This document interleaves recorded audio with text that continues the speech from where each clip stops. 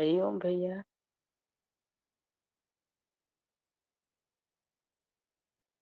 Hariom.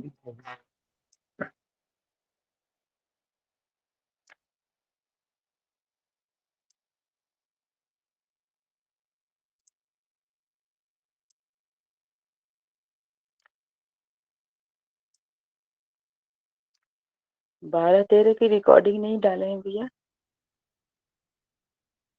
Update नहीं है। ना। अच्छा, हो गया होगा, कल हुआ होगा।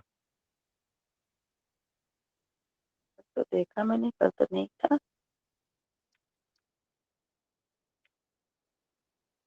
देखते हैं, आज देखते जी। हैं।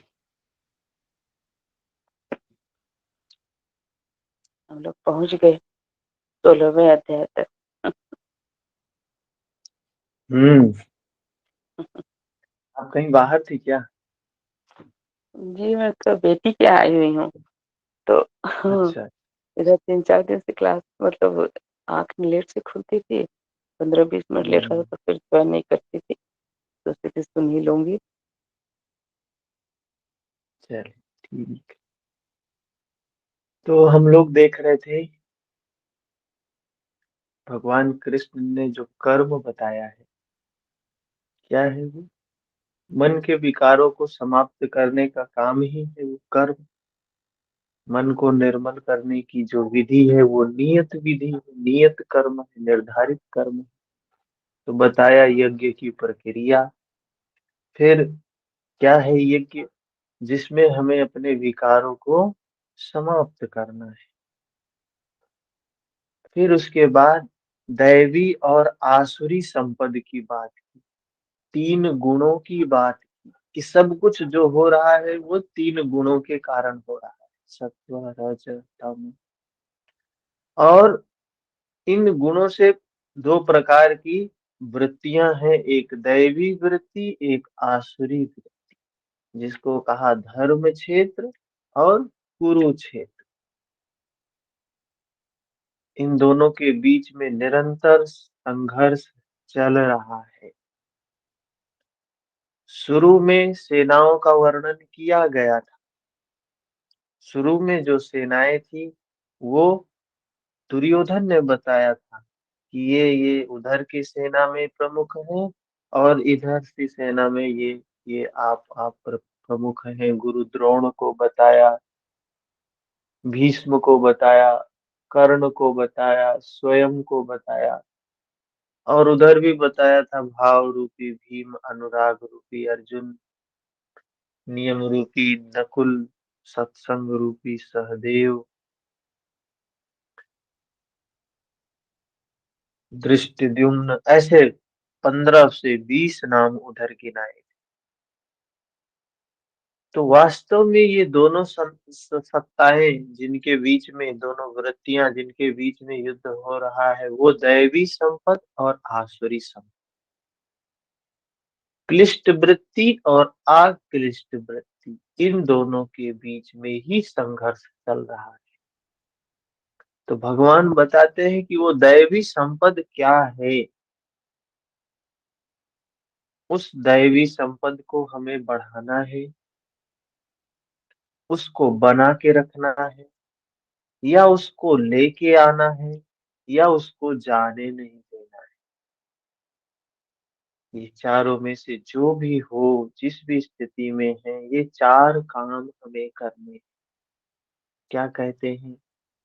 अभयम, सत्व संशुद्धि, ज्ञान योग व्यवस्थिति, दानं दमश्च यज्ञश्च, स्वाध्यायस्तप आर्जवम्। बता रहे हैं, दैवी संपद में भय का सर्वथा अभाव पहला लक्षण है। अभयम, अभय होना। भगवान विष्णु का स्वरूप, भगवान शिव का स्वरूप क्या है? अभय सत्ता है। भगवान, वो परमात्मा, वो ब्रह्म या मन की निर्मलता अवस्था में कोई भय नहीं होता है, सर्वथा भय का अभाव। तो कहा अभाव होना किसका? भय का, अभय होने की स्थिति। ये पहला गुण है। सत्वम क्या है? सत्व निर्मलता का प्रतीक है। अंतःकरण की शुद्धता होनी चाहिए, मन निर्मल होना चाहिए, ये दैवी गुण है। संशुद्धिर ज्ञान योग व्यवस्थिति ही, तत्व ज्ञान के लिए ध्यान में दृढ़ स्थिति। तत्व ज्ञान, सत्य ज्ञान, वो अनुभूति वाले ज्ञान के लिए क्या है? दृढ़ है, दृढ़ स्थिति है, लगे हुए हैं उस अनुभूति वाले ज्ञान में, चल रहे हैं। दानम दमश्च यज्ञश्च, सर्वस्व का समर्पण, समर्पण होना चाहिए। दानम, देने का स्वभाव होना चाहिए। जैसे प्रकृति में, प्रकृति का स्वभाव क्या है कि हम प्रकृति में एक कोई चीज डालते हैं, रिटर्न में हमको 100 आता है। हमने धान का एक बीज डाला, प्रकृति हमको कितना रिटर्न करती है? 50 100 बीज रिटर्न करती है। आम का हमने एक बीज धरती में डाला, हमें हजारों की संख्या में वापस आया। हम जो कुछ भी करते हैं प्रकृति में, अच्छा करते हैं तो रिटर्न हजारों की संख्या में कई गुना आता है, बुरा करते हैं तो रिटर्न कई गुना वापस आता है। बबूल का पेड़ बैठाएंगे तो बबूल के हजारों पेड़ तैयार हो जाएंगे, कांटे वाले पेड़ तैयार हो जाएंगे। तो कहे दानम, प्रकृति के जैसे, प्रकृति का जो स्वभाव है, तीन गुण है, निर्मलता, सत्व, सत्व रज तम, तीनों की जब समा अवस्था होती है, जब समता अवस्था, मन की समता अवस्था होती है, मन निर्मल होता है, तो उस समय ये चीजें स्वाभाविक रूप से होने वाली चीजें, देने का स्वभाव आ ही जाता है। जब हम प्रकृतिस्थ होते हैं, प्रकृति में स्थित होते हैं, तो प्रकृति के जैसा स्वभाव हम में भी आ जाता है। हमें भी सिर्फ देने का भाव, सिर्फ देने का भाव, सिर्फ देने का भाव। सर्वस्व का समर्पण, इंद्रियों का संयम, इंद्रियों का भली प्रकार दमन, यज्ञ का आचरण। यज्ञ का आचरण क्या है? भगवान ने बताया यज्ञ क्या है। जैसा कि भगवान कृष्ण ने चौथे अध्याय में बताया है कि संयम अग्नि में हवन, संयम के द्वारा हवन किसका? इंद्रियाग्नि में हवन, प्राण का अपान में हवन, अर्थात अंत में ज्ञान अग्नि। ये चार प्रकार की अग्नि बताया भगवान कृष्ण ने। एक तो संजय रूपी संयम अग्नि बताया, दूसरा इंद्रिया अग्नि,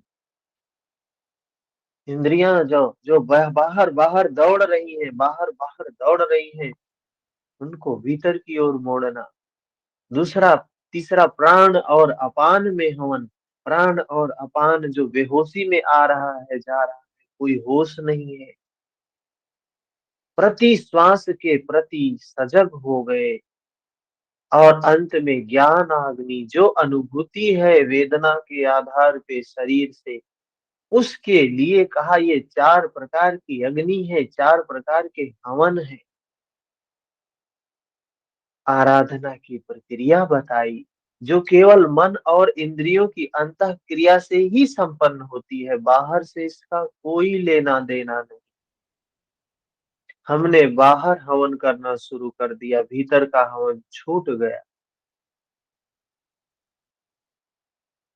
तिल जौ वेदी इत्यादि सामग्रियों से होने वाले यज्ञ का इस गीतोक्त यज्ञ से कोई संबंध नहीं। श्री कृष्ण ने ऐसे किसी कर्म कांड को यज्ञ नहीं माना है। स्वाध्याय क्या है? स्वाध्याय की स्थिति होना, स्व अध्याय, स्वयं का अध्ययन।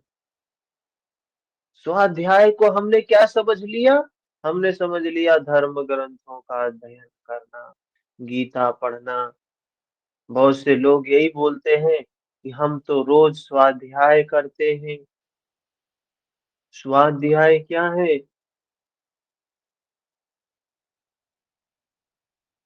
है ये कि हम स्वयं का अध्ययन करते हैं, स्वयं का मूल्यांकन करते हैं। मैं कौन हूँ? क्या प्रयोजन है यहाँ आने का हमारा? क्या कर रहे हैं? उस प्रयोजन के अकॉर्डिंग चल रहे हैं कि नहीं चल रहे हैं? कि सिर्फ इस शरीर के लिए जीवन यापन कर रहे हैं, इस शरीर की आवश्यकताओं को पूरा करने के लिए जीवन यापन कर रहे हैं। ये क्या है? स्वयं का अध्ययन करना, मैं कौन हूँ? क्या मैं ये शरीर हूँ? क्या मैं इंद्रिय हूँ? क्या मैं मन हूँ? वो भी बुद्धि के स्तर पे नहीं, अनुभूति के स्तर पे जो अध्ययन कर रहा है, स्वाध्याय है। स्वस्वरूप की ओर जो अग्रसर कराने वाला अध्ययन, जो अपने स्वरूप की ओर बढ़ने की के लिए अध्ययन है, उसको कहा है स्वाध्याय। जब भीतर का स्वाध्याय ठीक होगा, स्वयं का स्वाध्याय ठीक होगा, तो बाहर के सारे काम अच्छे होने लगेंगे। तप, तप क्या है? स्वाध्याय करेंगे तो पता चलेगा कि मर्थम क्यों आए हैं यहाँ पे। तो पता चलेगा कि मुक्ति है उद्देश्य। ये जन्म, मरण, बुढ़ापा, बीमारी, ये सब से जो हर बार ये भोगना पड़ रहा है, इससे मुक्ति है हमारा उद्देश्य। और उसकी प्राप्ति के लिए जब आगे बढ़ेंगे तो तब कहा, उसकी प्राप्ति के लिए जो कुछ करेंगे, मन को निर्मल करना ही हमारा उद्देश्य है। और उसमें आगे बढ़ने का काम जो है, यज्ञ जो बताया, कर्म जो बताया भगवान कृष्ण ने, उसको कहा तप है। ये सब क्या है? ये सब दैवी शक्तियां हैं, दैवी गुण हैं। जो स्वाध्याय कर रहा है, जो तप कर रहा है, तप अर्थात मन सहित इंद्रियों को उस इष्ट के अनुरूप ढालना तप है।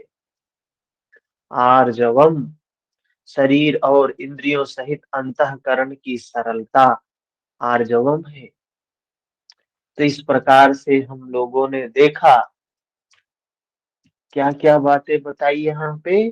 दैवी संपत्ति के अंतर्गत अभय, एक तो अभय बताया, दूसरा अंतःकरण की शुद्धता बताया, तत्व ज्ञान के लिए दृढ़ स्थिति बताया, फिर निरंतर लगन, सर्वस्व का समर्पण बताया, इंद्रियों का भली प्रकार दमन बताया, यज्ञ का आचरण बताया।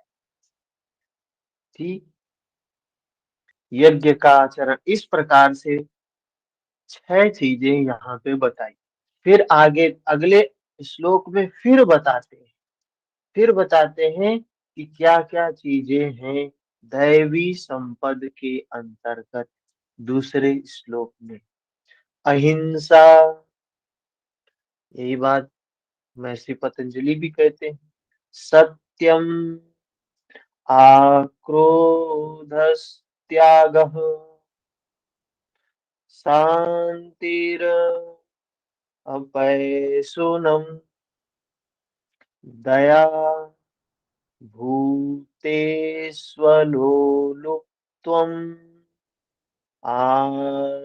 मार्दवम्, चीरचापलम्।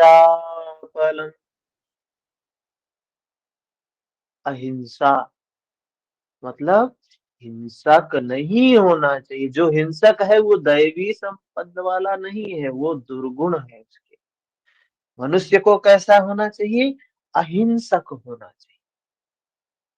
अहिंसा परमो धर्मा, सबसे बड़ा धर्म है अहिंसा।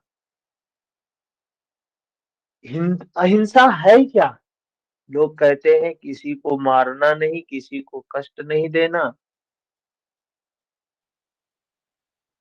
अहिंसा है। किसी को मारना नहीं, किसी को कष्ट देना क्या है? अहिंसा है। आवाज ठीक नहीं आ रही क्या?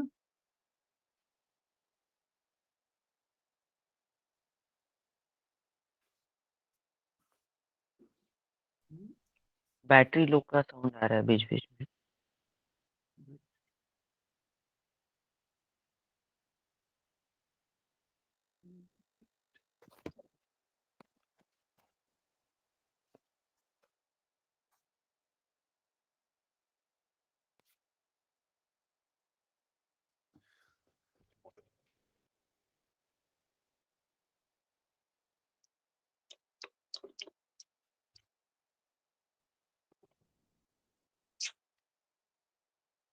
ठीक है, अभी बत्ती तो है इसमें वैसे।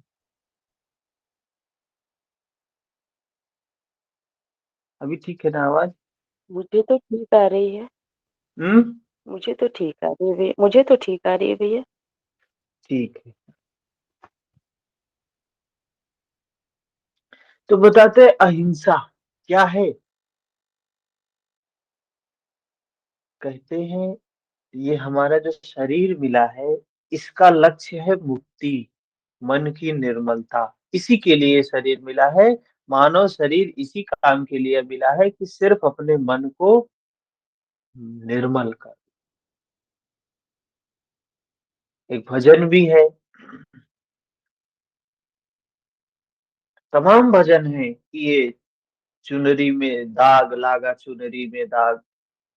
और एक ये धोबी घर पठ ऐसा करके कबीर का भजन है। हम्म। कि ये शरीर मैला है, ये मन मैला है, इसको धोने के लिए धोबी के घर, ये धोबी घर है, ये शरीर यहाँ पठाया गया है। क्यों? क्योंकि इसको साफ करना है। तो कहा जो साफ करने का काम नहीं कर रहा है वो क्या है? अहिंसक, हिंसक है वो, हिंसा कर रहा है। उसको काम मिला है इसको साफ करने का, और वो साफ न करके और मैला कर रहा है। क्या कर रहा है वो? महावीर कह रहे हैं हिंसा कर रहा है, वही हिंसक है जो अपने दिए गए काम को नहीं कर रहा है। काम था निर्मल करने का और वो मलिन कर रहा है, हिंसा कर रहा है।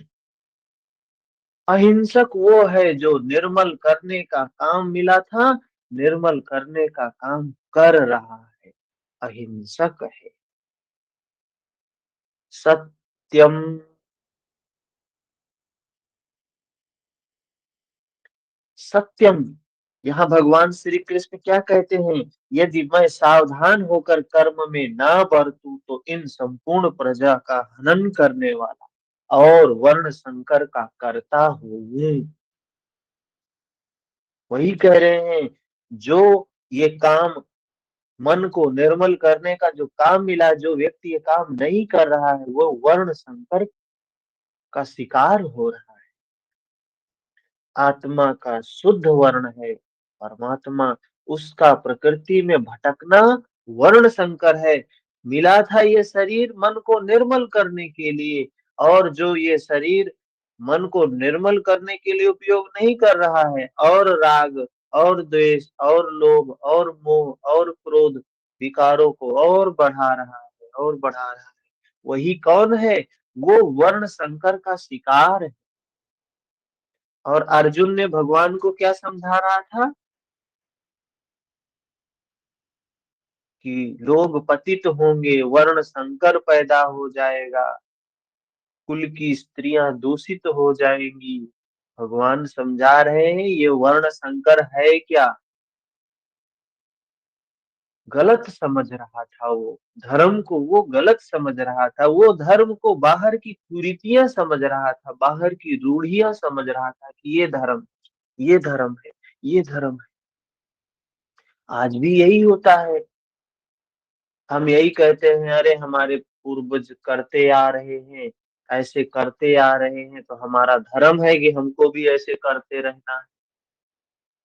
वो लोग ऐसे ऐसी मान्यताएं मानते आ रहे हैं, ऐसी ऐसे कर्मकांड करते आ रहे हैं, तो हमारा भी धर्म है कि ऐसे ऐसे मान्यताओं को माने, ऐसी ऐसी कर्म कांडों को करे, हमारा धर्म है ये।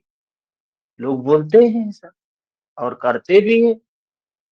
तो सोचिए, बंधन में बांध दिया आपको।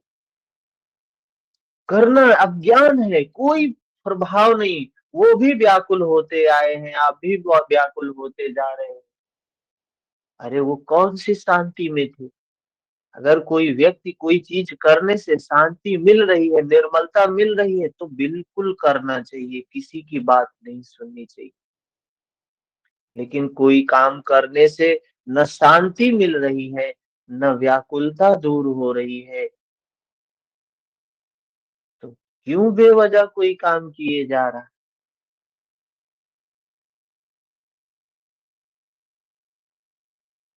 तो यही बात आत्मा की हिंसा है।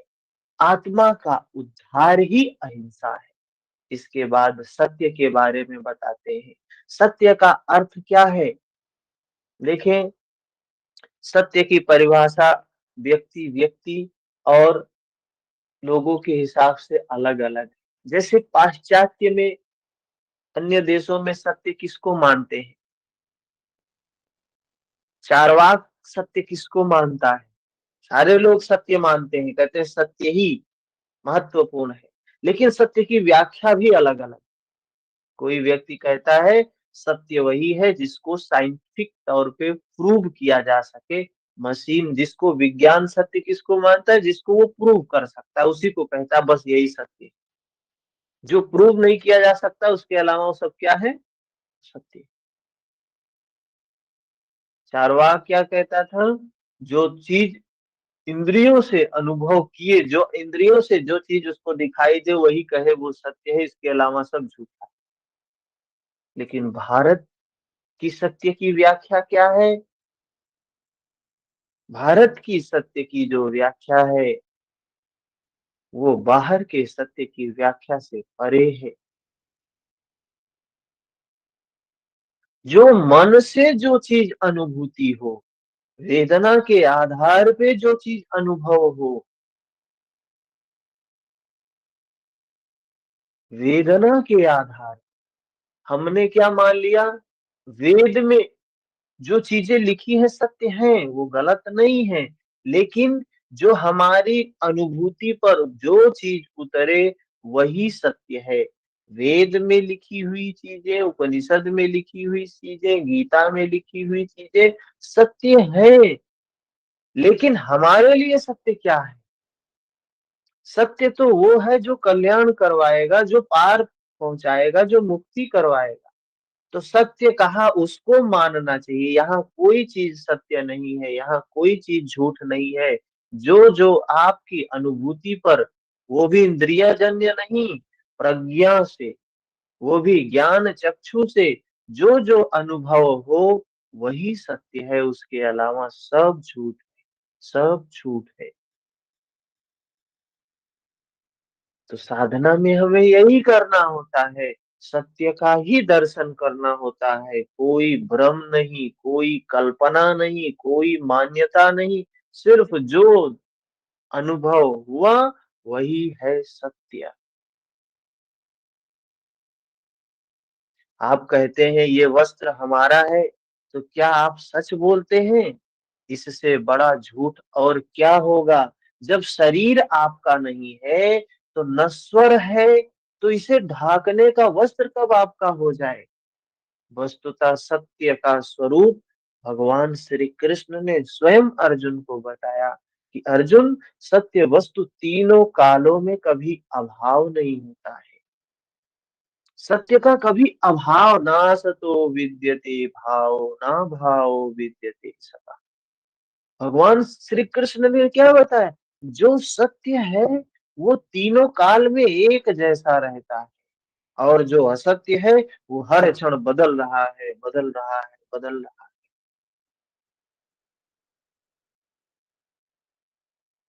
कोई व्यक्ति बदल जाता है तो कहते हैं बहुत झूठे हो। अरे हर चीज बदल रही है इस जगत में, कोई चीज स्थिर है ही नहीं। हमारा भ्रम है, हम चाहते हैं कि लोग एक जैसे हमेशा रहें, हमेशा रहें, हमेशा रहें। जो जब जैसा है उसको उस समय वैसा ही माने।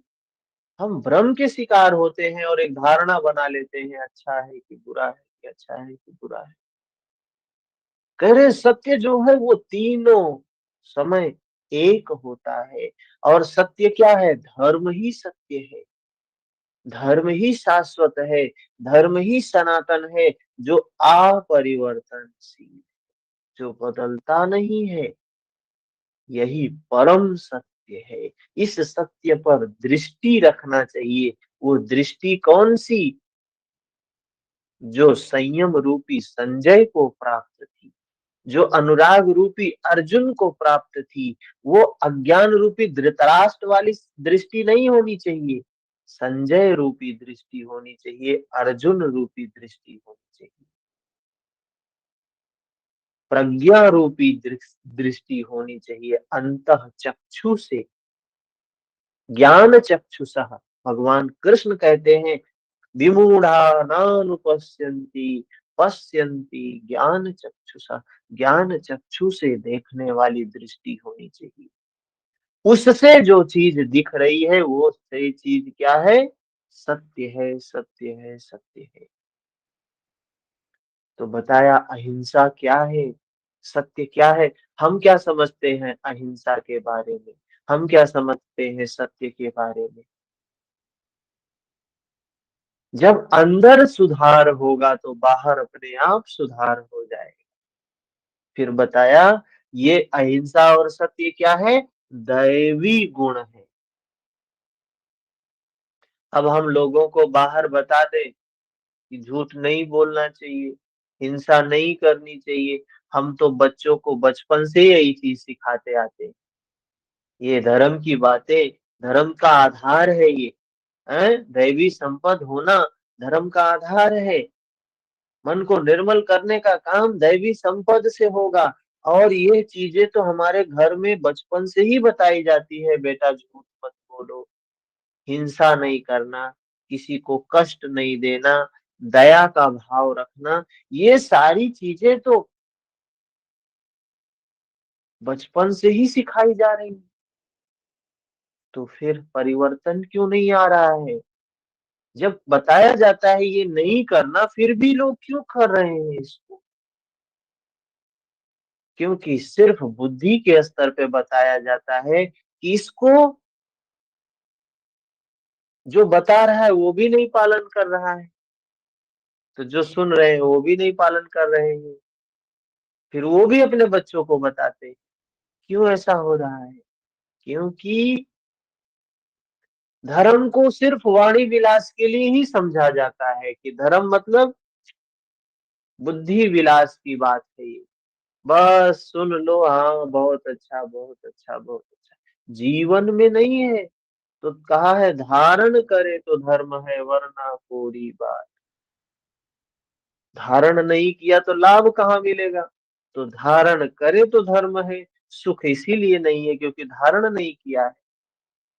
ठंडी का समय है, कोट बहुत अच्छी है घर में हमारे, बहुत अच्छी कोट है हमारे पास, लेकिन हम उसको पहनते नहीं है। क्यों नहीं पहनते हैं? उसको रखे हैं दिखाने के लिए सिर्फ, कि देखो हमारे पास इतनी महंगी कोट है, इतनी अच्छी कोट है, इस कंपनी की है, बहुत गर्मी देती है। लेकिन ठंडी में सिकुड़ रहे हैं ठंडी के कारण, तो व्यक्ति देखेगा कोई और कोई से बता रहे हैं, तो कहेगा ये मूर्ख ही है, कोट रख के और उसका वर्णन कर रहा है लेकिन ठंडे से कांप रहा है। वही हालत है मनुष्य का। धर्म का उपदेश, धर्म पे चर्चा, सब कुछ हो रहा है, लेकिन साथ में व्याकुलता भी है, अशांति भी है, दुख भी है। तो क्या होगा मनुष्य जाति का? सत्य के बारे में बताया, अहिंसा, सत्य, अक्रोध। क्या होना चाहिए? क्रोध नहीं होना चाहिए। क्या है? क्रोध क्या होता है? क्यों आता है ये? क्रोध का ना होना। क्यों क्रोध आता है? जब हमारे मन में विकार होते हैं तो क्रोध आता है। मन में तृष्णा होती है, मन में कामना होती है, वो तृष्णा वो कामना पूरी नहीं होती तो क्रोध आता है। हम किसी से अपेक्षा करते हैं कि ये व्यक्ति ऐसा हो, ऐसा हमारे अनुसार चले, हमारे अनुसार चीजों को करे, हमारे अनुसार चीजें हों। अपेक्षा किया, तृष्णा किया, कामना किया, पूरी नहीं हुई तो क्रोध आया।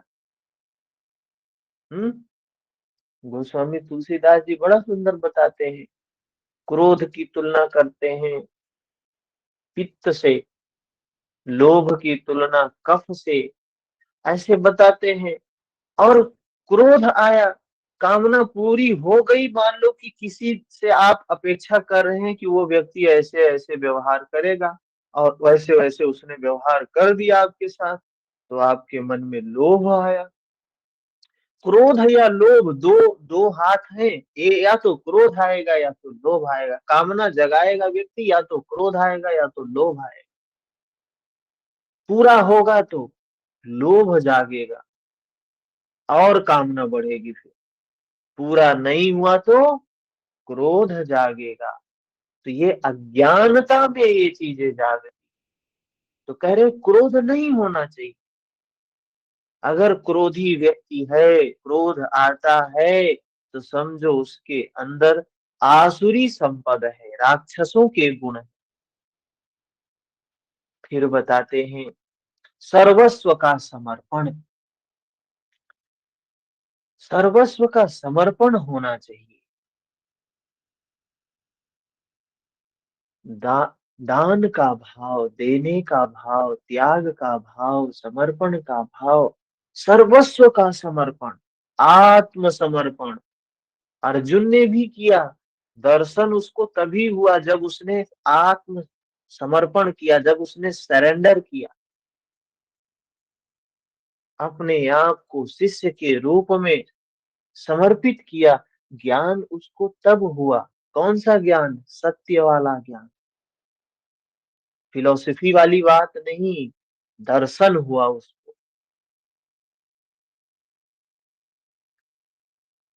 शुभ अशुभ फलों का त्याग।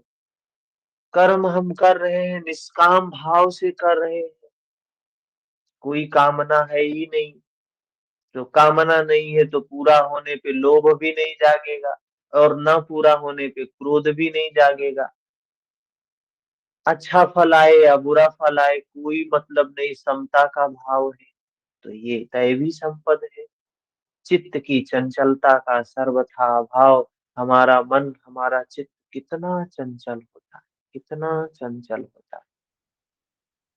कहते हैं इस दुनिया में सबसे तेज गति से चलने वाली कोई चीज है तो वो है मन। ये तेज गति से चल रहा है मतलब आसुरी संपद है। और मन जिसका शांत है वो दैवी संपद है। लक्ष्य के विपरीत निंदित कार्यों को ना करना। कह रहे हैं जो हमारा लक्ष्य है, धर्म अर्थ काम मोक्ष, इसके विपरीत ऐसे कार्य नहीं करने चाहिए, ऐसे व्यवहार नहीं होने चाहिए जो निंदित हो। संपूर्ण प्राणियों में दया भाव, सबके प्रति दया होनी चाहिए, सबके प्रति करुणा होनी चाहिए। इंद्रियों का विषयों से संयोग होने पर भी उसमें आसक्ति नहीं होना चाहिए। इंद्रियों का विषयों से संयोग होने पर उसमें आसक्ति नहीं होनी चाहिए। आसक्ति, चार प्रकार की प्रमुख आसक्तियां बताई गई हैं। मैं की आसक्ति, मैं मतलब हम अपने आप को क्या मानते हैं?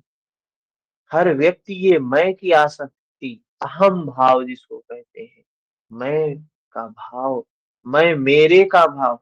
मैं का तो होता ही है, अरे मैं ऐसा, मैं ऐसा, मैं ऐसा, कितना सुंदर, कितना अच्छा, कितना ज्ञानी, कितना सुशील, ये भाव जो होता है, ये मैं का भाव और आसक्ति होती है उसके प्रति, मेरे का भाव कि ये मेरी पत्नी कितनी अच्छी है, मेरा पति कितना अच्छा है, ये मेरा भाई, मेरी बहन, मेरा वस्तु, मेरी गाड़ी, मेरा घर, ये क्या है? मेरा, ये आसक्ति खतरनाक है ये। कुछ भी मैं नहीं है, कुछ भी मेरा नहीं है। ये आसक्ति क्या है? ये आसक्ति आसुरी संपद है। ये आसक्ति नहीं होनी चाहिए किसी चीज में, ना मैं में, ना मेरे में। जो है वो है, सब अनित्य है, सब नष्ट होने वाला है एक समय, सब छूटने वाला है, कुछ भी शाश्वत नहीं है। न मैं शाश्वत हूँ, न ये मेरा शाश्वत है। मैं और मेरे का अलगाव आना ही है, आना ही है, इसको कोई सत्ता रोक ही नहीं सकती। तो इसको हमेशा याद रखना चाहिए कि जो भी चीज मेरी है वो मुझसे अलग होगी। जो भी चीज मैं समझ रहा हूँ, ये मैं मेरे का अलगाव आएगा ही। जब पहले से ही इसको समझते रहेंगे, इसको जानते रहेंगे, आसक्ति नहीं आएगी। जब अलगाव होगा तो दुख भी नहीं आएगा, क्योंकि पता होगा कि ये तो होना ही था, ये अलगाव तो आना ही था। जो चीज होनी तय है उसके पीछे आसक्त होके बैठे रहेंगे, जितनी बड़ी आसक्ति बना के रखेंगे उतना बड़ा दुख आएगा, आएगा ही आएगा। मैं मेरे के प्रति आसक्ति, फिर मेरे दृष्टिकोण के प्रति आसक्ति, कर्म कांडों के प्रति आसक्ति। कोई व्यक्ति कर्म कांड जो जीवन भर किया हो छोड़ना नहीं चाहता है, और उसके कर्मकांडों के खिलाफ कोई बोल दे तो कितना व्यक्ति दुखी होता है। कुछ भी नहीं, जीवन भर व्याकुल रहा है उसको करते करते, जीवन भर व्याकुल रहा है उसको करते करते, लेकिन आज भी उसी व्याकुलता में रहना चाहता है। जैसे अर्जुन कह रहा था, मुझे नहीं चाहिए स्वर्ग का सुख, मुझे नहीं चाहिए राजा बनना, मुझे कुछ नहीं चाहिए, मैं युद्ध नहीं करूंगा। वैसे ही ये समान मनुष्य भी कहता है, मुझे यही कर्मकांड में ही रहना है, मुझे सुखी नहीं होना है, मुझे यही करते रहना है। अर्जुन की भांति पहले अध्याय में जैसे अर्जुन उपदेश दे रहा था कि ये कर्मकांड, ये चीजें छूट जाएंगी तो अधर्म होगा, कुल क्षय नष्ट हो जाएगा, तो ये पूर्वज भी पतित हो जाएंगे। ऐसे ही समाज में लोग भी बोलते हैं, अरे ये धर्म छोड़ दोगे तो ये जो हमारे पूर्वज हैं बहुत ग्लानि करेंगे, बहुत दुखी होंगे, धर्म नष्ट हो जाएगा तो क्या बचेगा। ऐसे ही उपदेश अर्जुन के जैसे सारे लोग देते हैं धर्म के लिए। दया भाव होना चाहिए, इंद्रियों का विषयों से संयोग होने पर उसमें आसक्ति नहीं होनी चाहिए। कोमलता का भाव, कोमलता, मन कैसा हो, सहज हो, सरल हो, अपने आप में हम सरल हैं, अपने लक्ष्य से विमुख होने में लज्जा आनी चाहिए। लज्जा हमें कब आनी चाहिए? लज्जा हमें धर्म पे बात करते हुए नहीं आना चाहिए, लज्जा हमें धर्म का पालन करते हुए नहीं आना चाहिए। लज्जा हमें तब आनी चाहिए जब हम धर्म के विपरीत जाएं। हमारा धर्म था कि मन को निर्मल करना है, हमें लज्जा तब आनी चाहिए जब मन में हमारे लोभ जागे, मन में जब हमें क्रोध जागे, मन में जब आसक्ति जागे, कामना जागे, तो हमें लज्जा आनी चाहिए। व्यर्थ की चेष्टाओं का अभाव। आज के समय तो धर्मवान व्यक्ति अगर धर्म के मार्ग पे चल रहा है तो उसको लज्जा का आभास होता है, किसी को बताना नहीं चाहता है कि हम इस मार्ग पे जा रहे हैं। वो चाहता है कोई जान न जाए।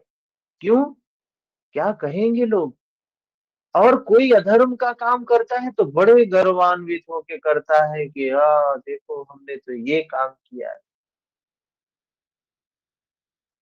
तो धर्म के विपरीत जा रहे हैं, विपरीत कार्य कर रहे हैं, व्यर्थ की चेष्टाओं का अभाव।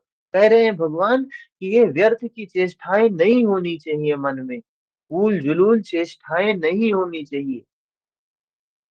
जीवन भर व्यर्थ की ही चेष्टाएं चल रही हैं, बेअर्थ, बिना अर्थ की, बिना धर्म की, बिना अर्थ की, बिना काम की, बिना मोक्ष की, इनसे व्यर्थ अलग दिशा में जा रहे हैं, तो व्यर्थ की चेष्टाएं कर रहे हैं। कह रहे हैं इसका अभाव होना चाहिए। क्या है?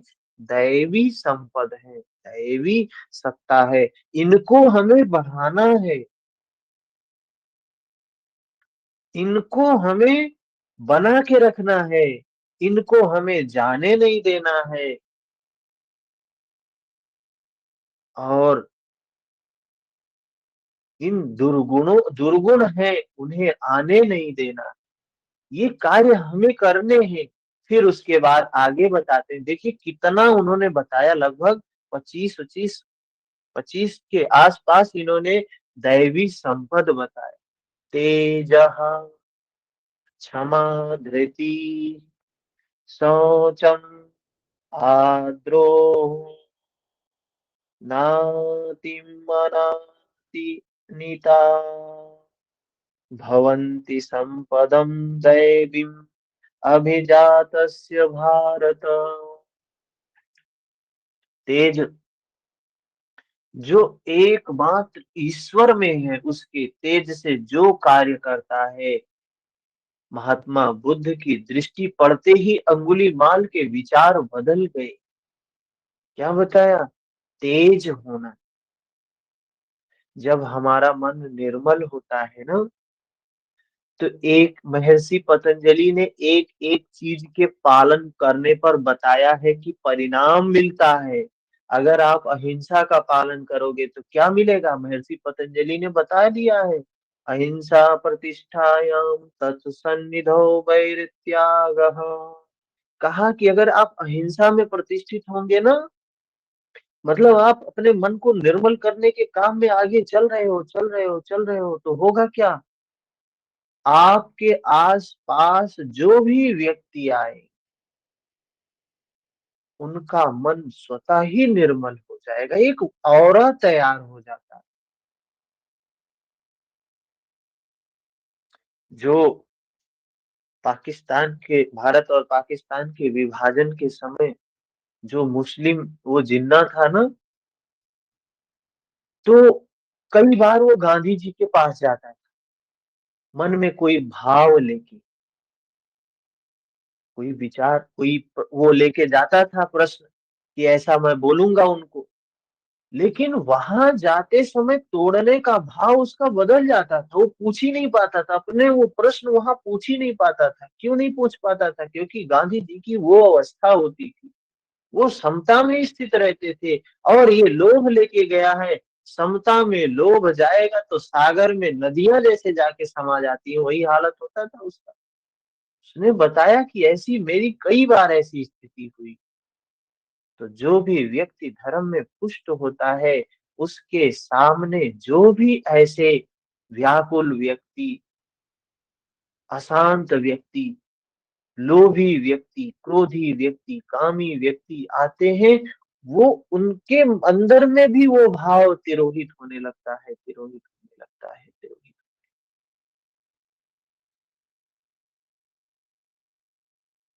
तो हमारी जो ऊर्जा होती है, वो औरों तक फैलती है, एक वातावरण तैयार होता है। भगवान बुद्ध एक बार वो किसी आश्रम में, मठ में रात्रि विश्राम के लिए जाते हैं। तो जो लोगों के यहाँ जाते हैं वो लोग क्या थे? विरोधी थे। उनको लगता था ये जो बुद्ध है ये लोगों को भटका रहा है, लोगों को पतित कर रहा है और धर्म नष्ट हो जाएगा। जो लोग ये हमारा जो धर्म का कर्म कांड है, ये सब तो लोग हैं। तो वहां भगवान बुद्ध रुकने के लिए गए, तो करुणावश गए कि इनका भी भला हो जाए बेचारों का। तो जाते हैं तो उनको लगता है अच्छा अवसर है, कहते हैं यहाँ रुकने के लिए कोई जगह तो नहीं है। इनको वो जिसमें नाग देवता रहते हैं ना, वही वाली कुटिया दे दो इनको, और उस कुटिया में ये रहेंगे।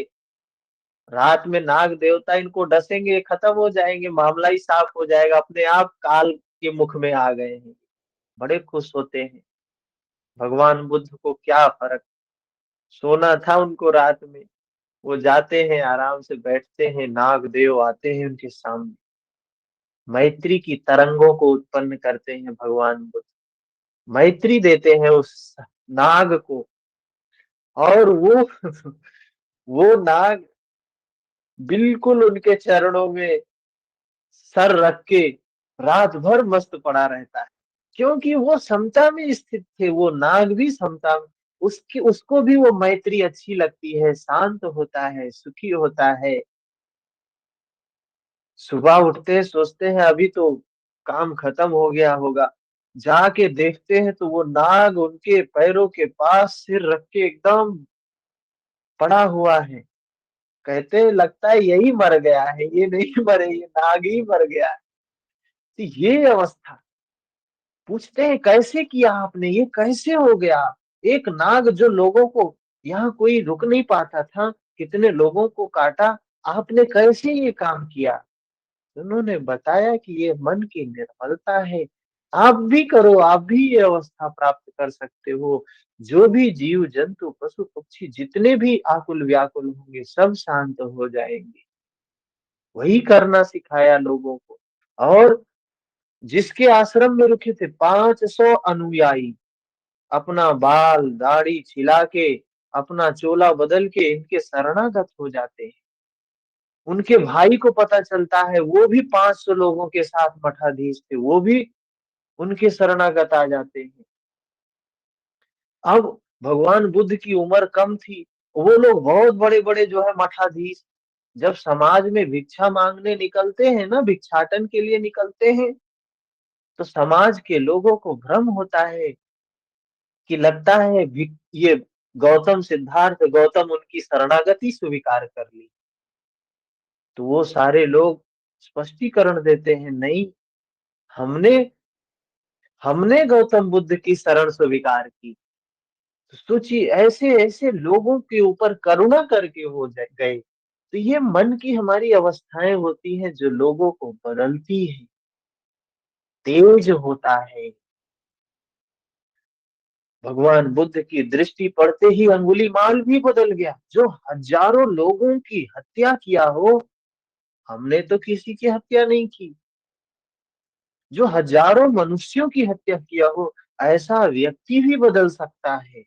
ऐसी कोई गंगा है जिसमें सब पवित्र हो सकते हैं। यह उस तेज का ही परिणाम था, जिससे कल्याण का सृजन होता है, जो बुद्ध में था, जो महावीर में था, जो कबीर में था, जो राम में था, जो कृष्ण में था, जो हम सब में हो सकता है।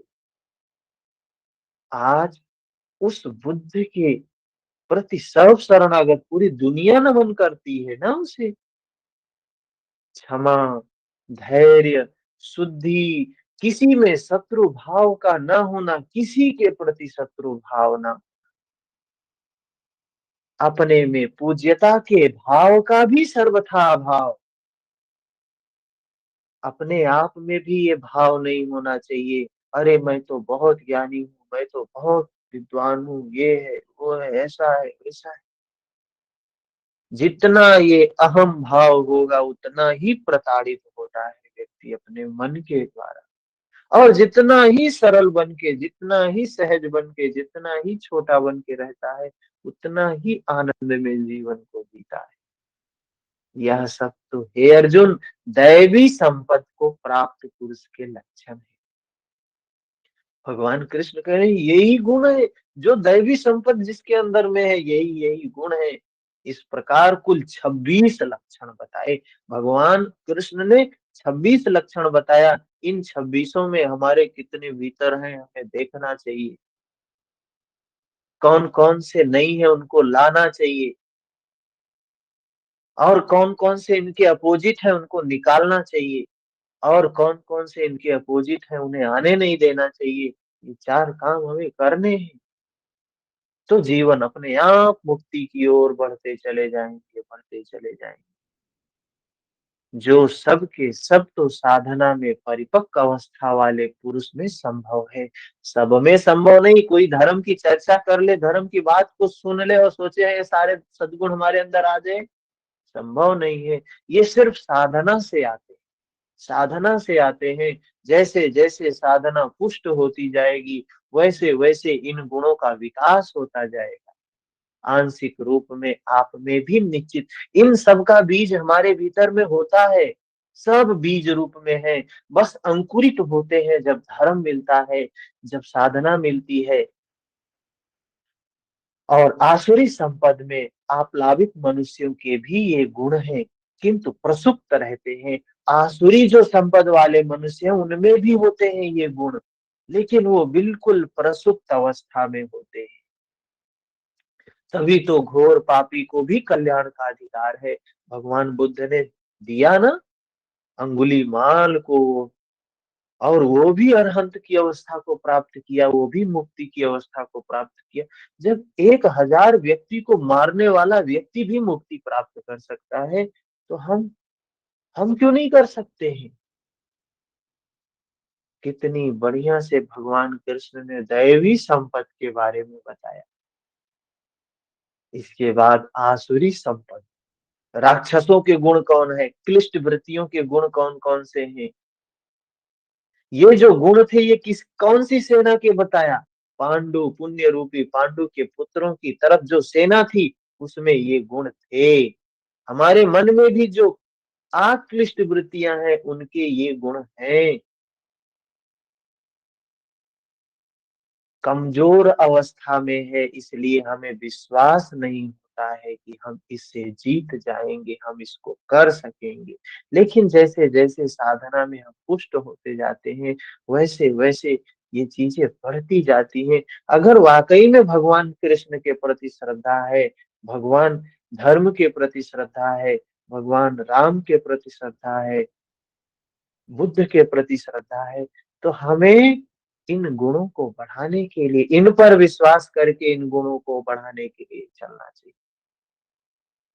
हम इन गुणों को बढ़ाने के लिए कुछ काम नहीं करते, लेकिन रोज पूजा करते हैं, रोज सुबह शाम राम राम करते हैं, कृष्ण कृष्ण करते हैं, लेकिन इन गुणों से हमारा कोई नाता नहीं है।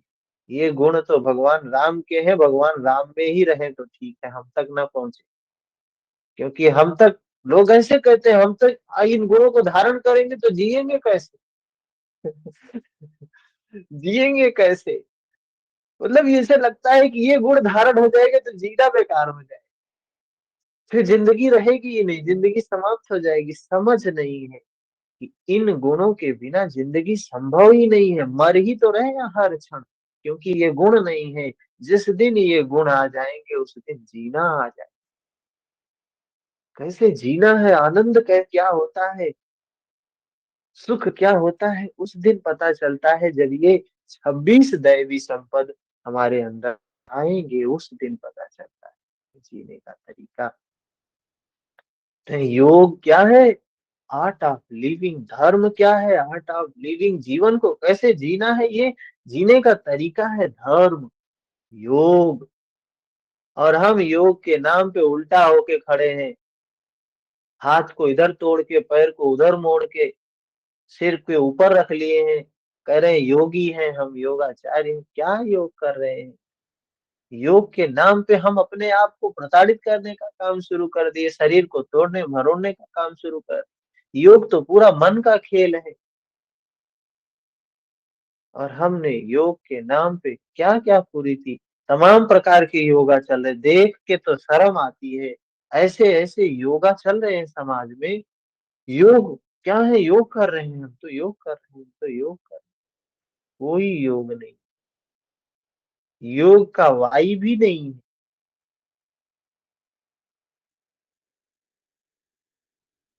कोई प्रश्न है किसी का?